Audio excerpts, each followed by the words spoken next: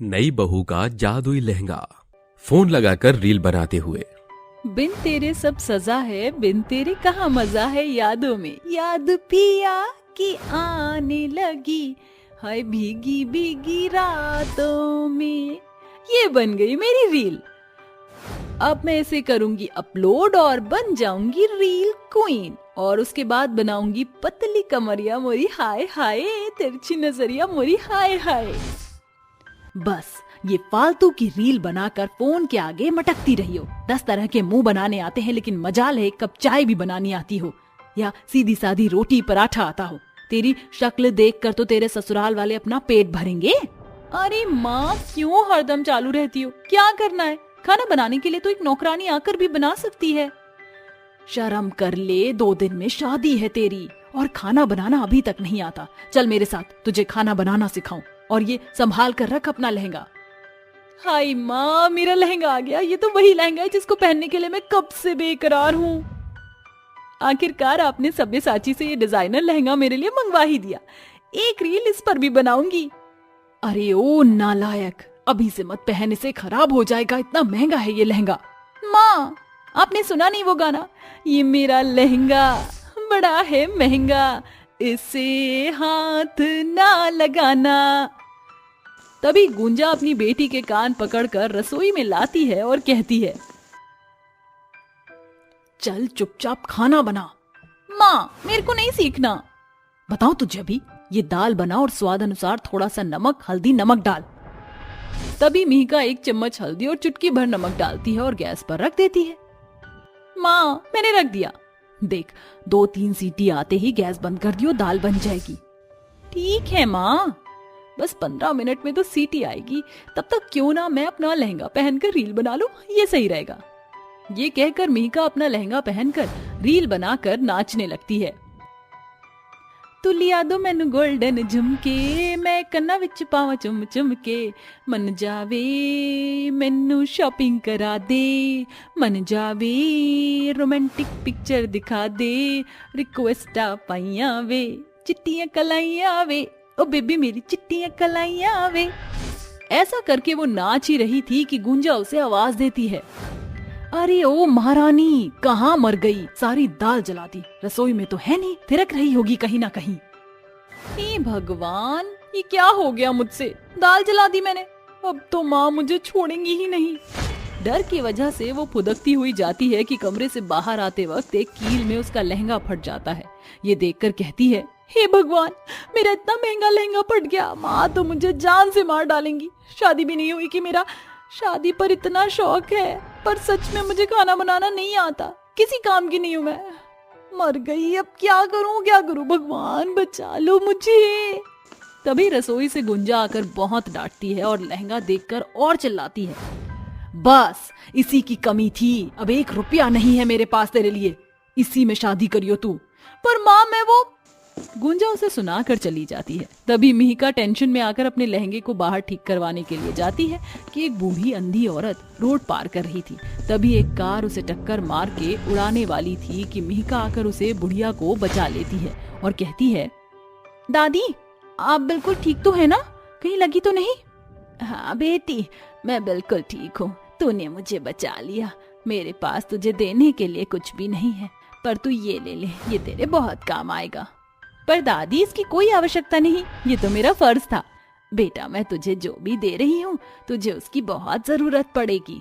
ले जा, ये समझ ले मेरी तरफ से तेरी शादी का गिफ्ट। ठीक है दादी। ऐसा कहकर मिहिका उनसे वो थैला ले लेती है और चलने लगती है। फिर अचानक से उसे कुछ याद आता है। अरे, दादी को कैसे पता कि मेरी शादी होने वाली है? मैंने तो उन्हें कुछ भी नहीं बताया था। मिहिका जैसे ही मुड़ती है तो वो बुढ़िया उसे कहीं भी नहीं दिखती। वो घर आकर जल्दी से उस थैले को खाली करती है तो उसमें हूबहू अपने जैसा लहंगा ही मिलता है, जिसे देखकर मिहिका कहती है, लगता है वो कोई फरिश्ता या भगवान थी जो मुझे मेरी शादी के लिए लहंगा देकर चली गई। तभी तो वो जानती थी कि मेरी शादी होने वाली है। थैंक यू गॉड, आपने मुझे लहंगा दे दिया। 2 दिन बाद धूमधाम से मिहिका की शादी मयंक से हो जाती है। जैसे ही वह गृह प्रवेश करती है तभी उसके लहंगे से बहुत सारे सोने के सिक्के निकलकर इकट्ठा हो जाते हैं।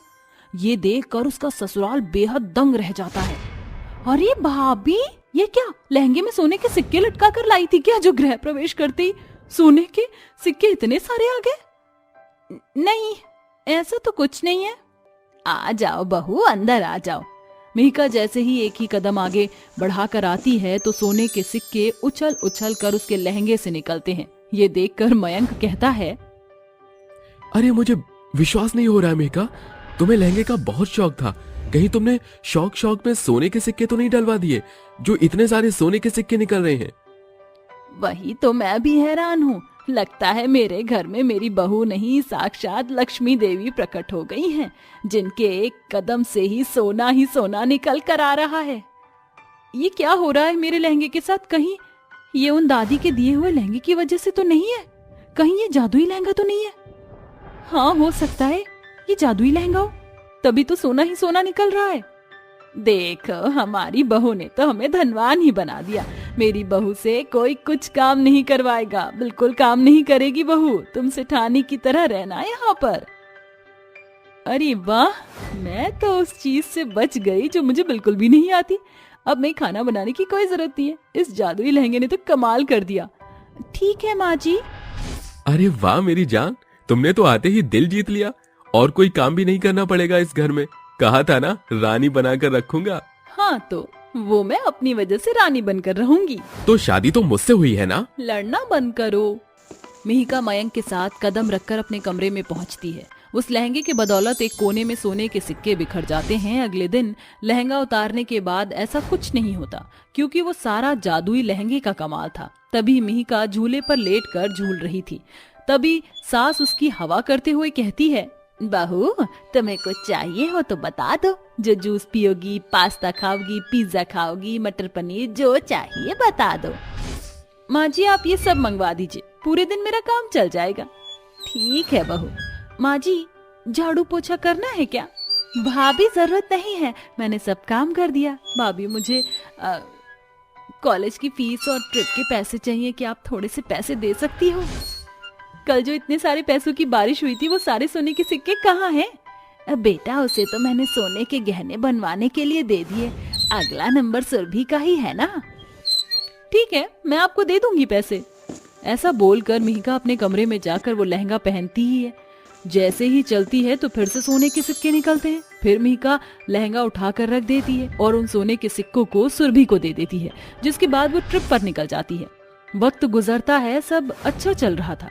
एक दिन एक औरत अपने 10 महीने के बच्चे को गोद में लेकर उनके दरवाजे पर आकर कहती है, बहन जी, मेरी मदद करो बहन जी, मेरा बच्चा बहुत तकलीफ में है, मेरे पास इसके इलाज के लिए पैसे नहीं हैं, कृपा करके मुझे थोड़े पैसे दे दीजिए। मेरे बच्चे को कुछ हो जाएगा, उसे ठंड लग गई है और कुछ भी नहीं बोल रहा है, ना रो रहा।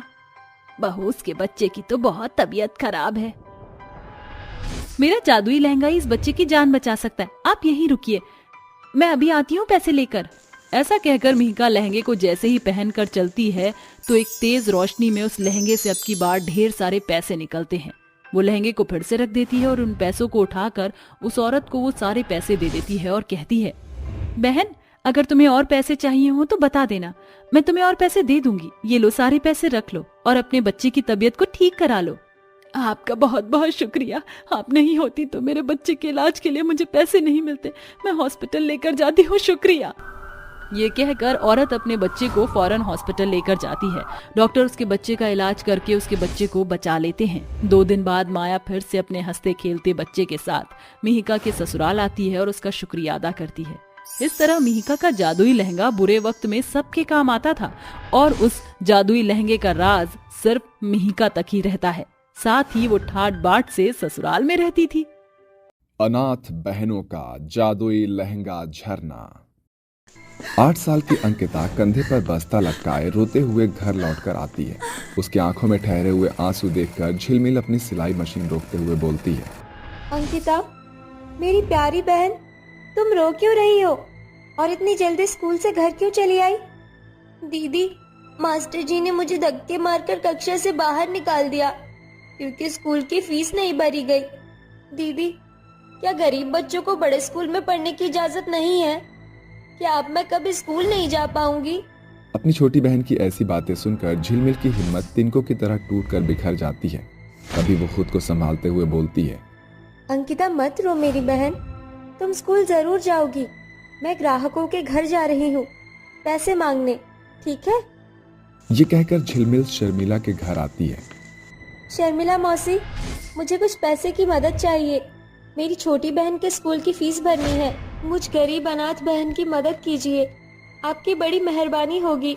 बदले में मैं आपके कपड़े सिलकर उसे चुका दूंगी। अरे झिलमिल, पैसे क्या पेड़ पर उगते हैं जो झट से हाथ बढ़ाया और फट से तोड़ लिया? मैं तेरी कोई मदद नहीं कर सकती। फिर तुम दोनों ठहरी अनाथ गरीब बहनें। कभी ना कभी तो महंगे स्कूल में पढ़ने का शौक छोड़ना ही था।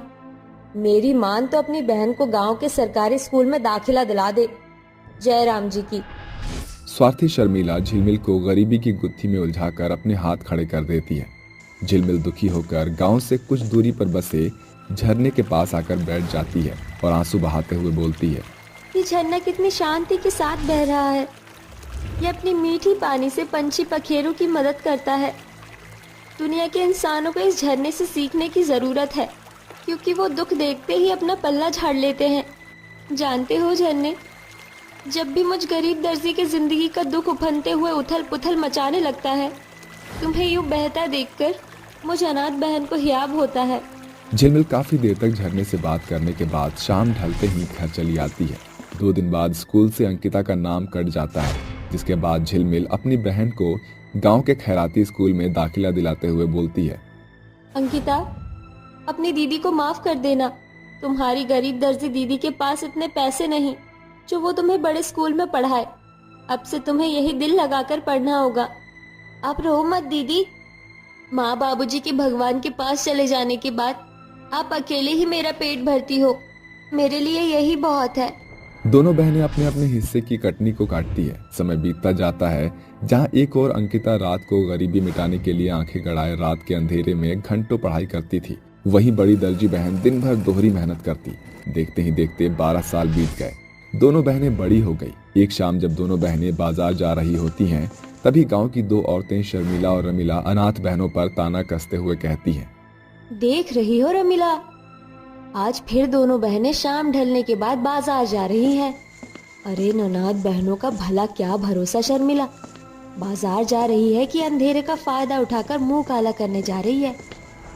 वैसे भी इनके आगे पीछे है ही कौन इन पर रोक टोक करने को। इनकी उम्र की हमारी बेटियां बाल बच्चेदार हो गई है, मगर इन बहनों का घर अभी नहीं बसा। गांव जमाने की ताने बाने सुनकर गरीब बहनें घर चली आती हैं। अगली सुबह झिलमिल झरने के पास आकर अपनी आंखों में ठहरे आंसू बहाते हुए बोलती है। झरने, ये गांव हम अनाथ बहनों का बैरी बन बैठा है।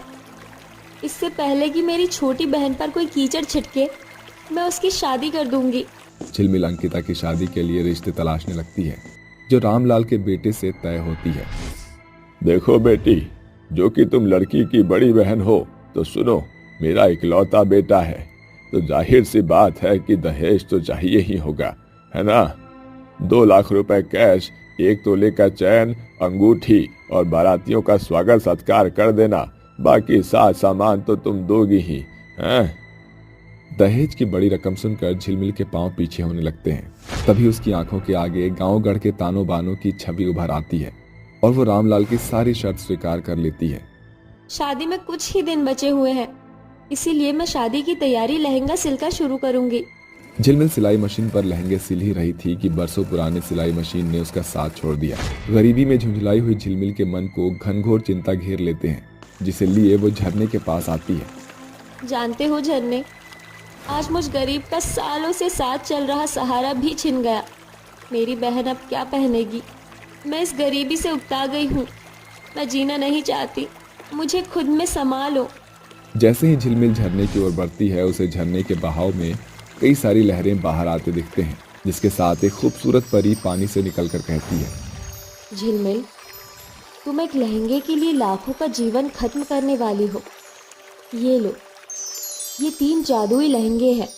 ये तुम्हारी बहन की शादी को नामो नाम पूरा करेगा। शुक्रिया परी रानी, तुमने मेरी मुश्किल दूर कर दी। झिलमिल झरने से जादुई लहंगे लेकर घर लौटकर अपनी बहन को सारा वाक्या बताती है। मगर दीदी, ये तीनों जादुई लहंगे तो 3 अलग अलग गुलाबी, सुनहरा और लाल रंग के हैं। ये क्या देंगे? देखते हैं अंकिता। ए झरने के जादुई लहंगे, हमें अपना जादू दिखाओ। झिलमिल के इतना कहते ही तीनों जादुई लहंगे पर एक रोशनी उमड़ने लगती है, जिसके साथ लाल लहंगे से दुल्हन का 16 श्रृंगार, सुनहरे लहंगे से खरे सोने के सिक्के खनकते हुए जमीन पर बरसने लगते हैं और गुलाबी लहंगे से 2000 के बहुत सारे गुलाबी नोट निकलते हैं, जिसे देखकर अनाथ बहनों की आंखें फटी की फटी रह जाती हैं। झिलमिल दीदी, ये जादुई झरना लहंगा तो अपने आप में किसी जिन के चिराग से कम नहीं।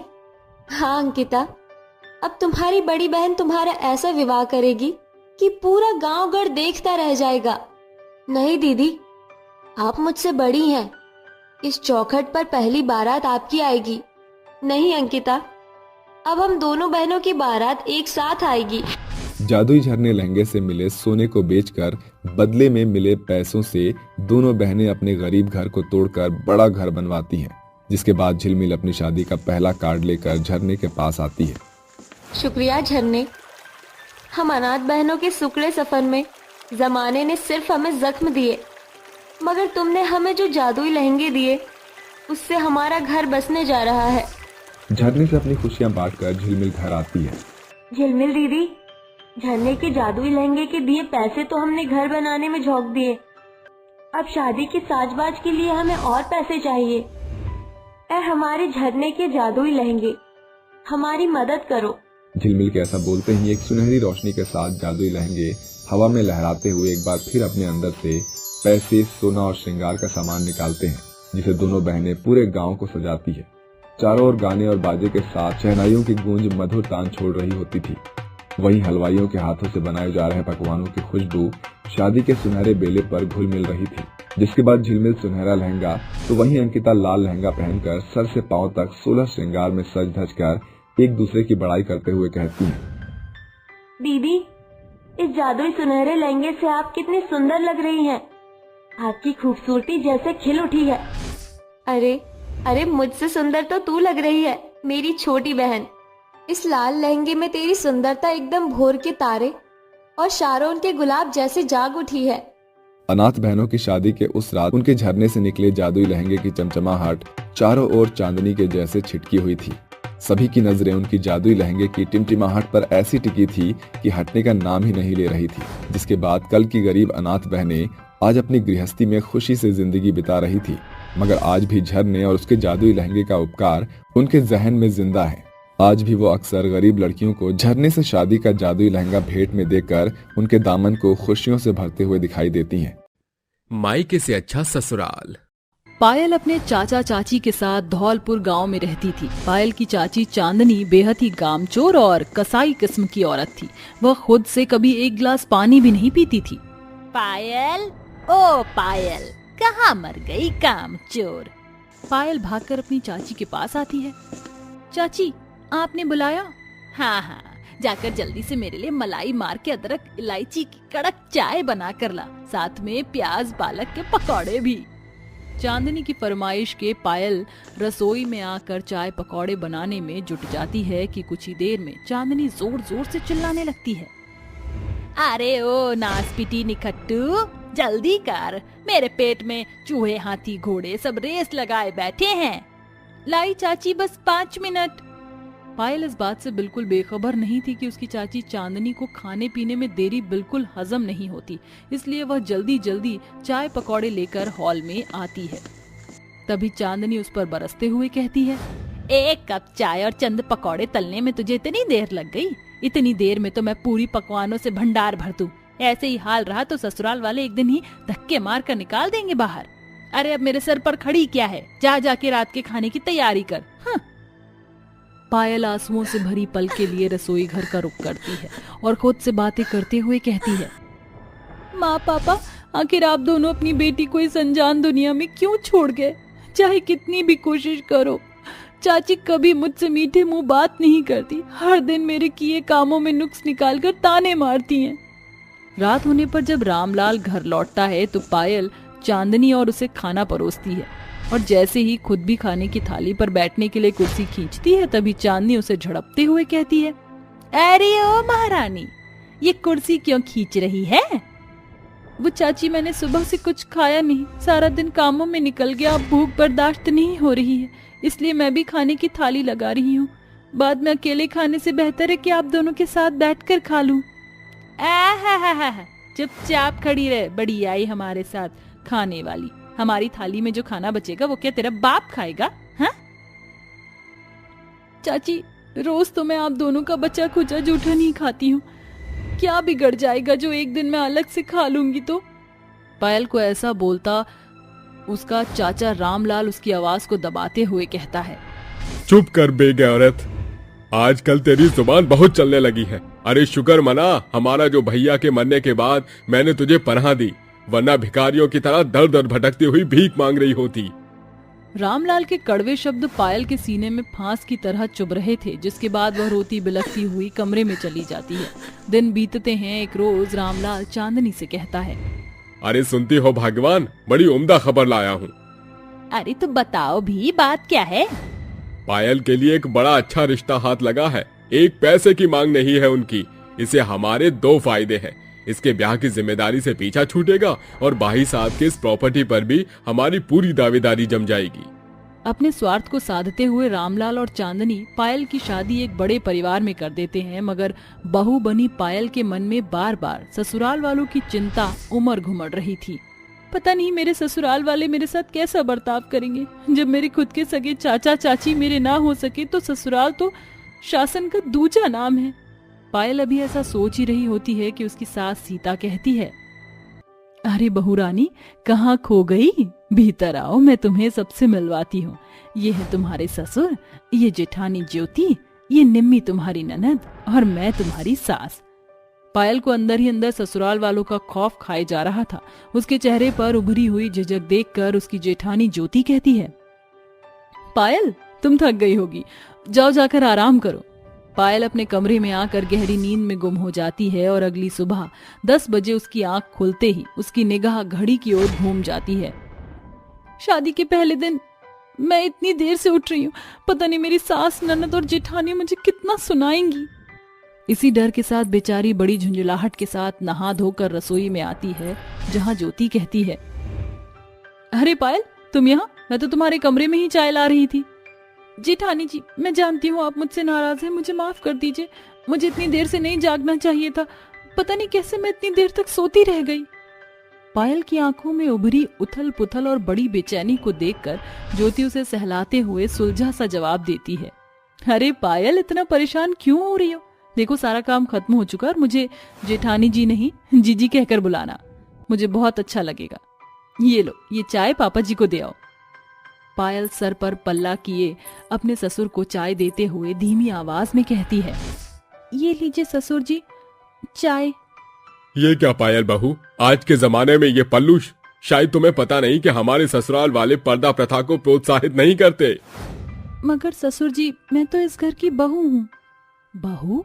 इस घर आंगन को ससुराल नहीं बल्कि मायका मान ले, और मुझे अपनी माँ। इस घर में बहू और बेटी का बराबर दर्जा है। ये सुनकर पायल की आंखों के आगे अपने चाचा चाची के सौतेलेपन की छवि उभर आती है, जिसके साथ बहू की आंखों से आंसू छलक पड़ते हैं। मेरे ससुराल वाले इतने खुले विचारों के हैं, तू तो खामखा ही खौफ खा रही थी पायल। देखते ही देखते दिन ढल जाता है और दोनों देवरानी जेठानी मिल बांट कर खाना बनाकर मेज पर लगाती हैं। सभी को खाना सर्व करके पायल खड़ी हो जाती है, तभी उसकी ननद निम्मी कहती है, अरे पायल भाभी, आप खड़ी क्यों हो? आइए ना हमारे साथ बैठकर खाइए। अभी ननद को खाने के खातिर जोर कसता देखकर पायल झिझकते हुए बोलती है, मगर निम्मी ऐसे कैसे? पहले तो घर के बड़े खाते हैं, फिर बहू। ये सुनकर बहू की सास सीता मुस्कुराते हुए उसे खाने की मेज पर बैठाकर खाने की थाली परोस कर कहती है, बहू तुझे कहा था ना कि इसे ससुराल समझने की बजाय अपना मायका मान। खाने का असल मजा तो पूरे परिवार के बीच आता है। चल अब खाना शुरू कर, तेरे पहले निवाले के बाद हम खाएंगे। ये पहली बार था जब पायल के सामने जूठन से भरी थाली की बजाय प्यार दुलार से भरपूर खाना था। पायल के लिए उसकी दुनिया पूरी तरह से बदल चुकी थी। खाने का पहला कौर खाते ही बहू की आंखों से खुशी के अनूठे आंसू उमड़ पड़ते हैं और वह बेझिझक बोलती है, मैं कितनी खुशकिस्मत हूँ जो मुझे इतना सुनहरा ससुराल मिला है। मैं हमेशा अपनों के प्यार को तरसती रही, हमेशा चाचा चाची में उस प्यार भरी छवि को खोजती रही, मगर उन्होंने मुझे सिर्फ दुत्कारा। मगर आज मुझ अनाथ के पास माँ जैसी सास, पिता जैसे ससुर, सहेली जैसी ननद और बहन से बढ़कर जेठानी मिली है, और एक ऐसा जीवन साथी जिसने मुझे खुशी से स्वीकारा। आज मुझे सही मायनों में मायका मिल गया। भगवान सभी लड़की को ऐसा ही ससुराल दे। जिस अपनेपन की चाहत पायल को उसके मायके से थी, वह ससुराल में पूरी होती है। किसने सोचा था कि पायल को मायके से बढ़कर प्यार दुलार करने वाला ससुराल मिलेगा। आज पायल के हक की खुशियां उसकी झोली में आ ही गई।